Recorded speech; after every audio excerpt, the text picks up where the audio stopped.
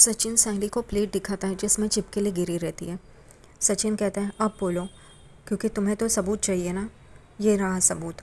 सायली फिर भी कहती है कि मैंने कुछ नहीं किया, मैं जाते वक्त सारा खाना ढक के गई थी। वो काका के पास आती है और कहती है काका मैंने कुछ नहीं किया है, मैं सारा खाना ढक के गई थी। यहाँ पे परेश सारी बातें सुन रहा होता है। रेणुका और सचिन सायली को कोस रहे होते हैं। वो कहते हैं कि तुमने ही ये सब किया है। यहाँ पे शकु सब कुछ सुन रही होती है लेकिन वो बोलती नहीं है कि ये सारा कांड रेणुका ने किया है। सायली अपनी बात रख रही होती है लेकिन सचिन उसकी बात सुनने के लिए तैयार नहीं होता है। यहाँ तक कि रेणुका उसे बहुत बुरा भला कहती है। सचिन भी उसे कहता है कि तू अब बहुत हो गया, तेरा नाटक बस हो गया, बाबा की वजह से तू यहाँ पे और बाबा को ऐसा खाना खिलाएगी तू। सचिन सायली पे बहुत भड़कता है। फिर परेश कहता है कि जाने दो, उसने जानबूझकर नहीं किया है और उसको सायली को कहता है तू अपने कमरे में चली जा। वो अपने कमरे में चली जाती है। सचिन कहता है तुझे मैं बाद में देखता हूँ बराबर से। यहाँ पे सचिन परेश को कहता है तू चल मेरे साथ, मैं तुझे खाना खिलाता हूँ, क्योंकि अभी बनाने में काफ़ी टाइम लग जाएगा।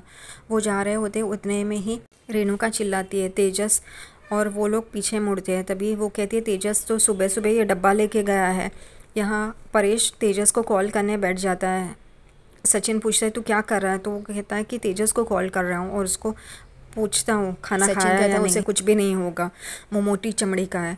यहाँ पे रेणुका भी तेजस को कॉल कर रही होती है लेकिन दोनों का, परेश और रेणुका का, दोनों का कॉल नहीं लगता है। रेणुका अपने कमरे में जाती है और पीछे शकु भी उसके कमरे में जाती है और दरवाज़ा लगा लेती है। शकु रेणुका को कहती है बस कर, बहुत हो गया, उसको कॉल मत कर, कुछ भी नहीं होगा तेजस को। वो कहती है ऐसे कैसे बात करी है तू। तो वो कहती है सायली सच बोल रही है, वो निर्दोष है।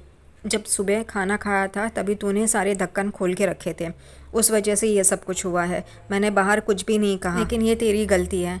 और वो बोलती है थैंक यू, तूने बाहर कुछ नहीं बोला करके। तभी यहाँ पे अगले दिन सुबह सायली खाना बना रही होती है। तभी रेणुका किचन में आती है और कहती है तूने चाय बनाई। तो वो कहती है हाँ बाजू में रखिए ढक के। तो रेणुका उसे कहती है ये इस बार क्या डाला है खाने में। तभी सायली कहती है कॉकरोच डाला है। तो वो चौंक जाती है रेणुका और उसे बोलती है क्या। तभी सायली बाहर जाती है और सबको बुला के लाती है सचिन को, और सचिन को कहती है तेजस को भी लेके आए अंदर। वहाँ पे रोशनी भी आती है, वो भी किचन में आती है, सबको दिखाती है कि उसने खाना कैसे ढका है और उसमें कुछ भी नहीं गिरा है करके। वो टेबल पे एक एक बर्तन लाती है और सबको कहती है मैंने कुछ भी इसमें गिराया नहीं है, फिर भी सब लोग मुझे ही दोष देते रहते हैं, मेरी कोई भी गलती नहीं होती है, फिर भी सारा दोष मुझे ही देते हैं। तभी रोशनी कहती है कि तुम ये सिर्फ कल की बात के लिए नहीं कह रही हो। तभी सचिन कहता है हाँ तो मेरे बारे में बात करिए तो सीधा सीधा बोलना मेरे बारे में बात करिए करके। तो सायली यहाँ पे सबको वही बता रही होती कि मेरी गलती नहीं है, मैंने कुछ भी नहीं किया है। तभी परेश भी वहाँ पे आ जाता है और वो भी सारी बातें सुन लेता है। सायली परेश से कहती है कि काका मैं बाहर जा रही हूँ। तो रेणुका पूछती है कहाँ जा रही है। तो वो कहती है मैं मंदिर जा रही हूँ। तो रेणुका उसे बोलती है तू रोज़ रोज़ मंदिर क्यों जाती है, इतना क्या मांगती है भगवान से।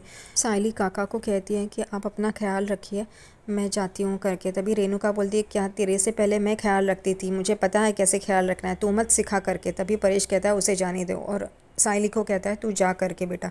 वो वहाँ से चली जाती है। तभी रेणुका बोल रही थी कि आपको कभी भी उसकी बातें कभी गलत नहीं लगती है। तभी परेश रेणुका को गुस्से से देखता है और वहाँ से चला जाता है। परेश सचिन को कहता है कि सायली को छोड़ करके। तो वो कहता है मुझे लेट हो रहा है, मैं जा रहा हूँ करके, और वो भी वहाँ से चला जाता है।